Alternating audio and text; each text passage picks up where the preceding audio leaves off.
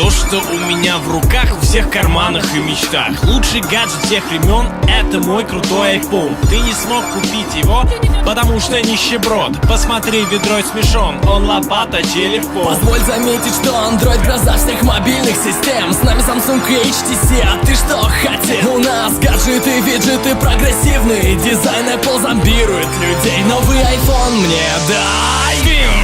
Засунь ведро туда, откуда вылезло то, что называем дерьмом. И еще твои приложения так сильно глючат и тупят, что когда заблудишься, Google Maps тебя точно погубит.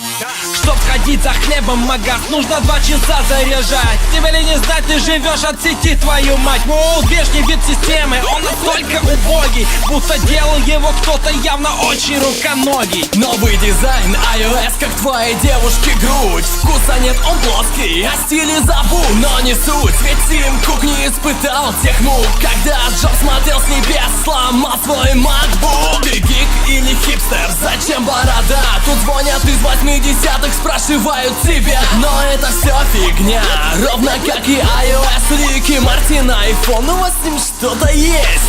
Стоп, окей, поболтаем о компах. Ты тут точно проиграл, объясняя на словах. Юзают винду все, кому не лень, но Mac намного лучше, не то что ваша хрень. А что ваш Mac из Калифорнии брак? Моноблоки на OS X купит лишь дурак. Даже Обама барак не юзает ваш шлак. Вся система от Apple лишь один большой баг. iPhone, Nexus, Apple, Google, iOS, Android. И ты хочешь сказать, что PC лучше Мака?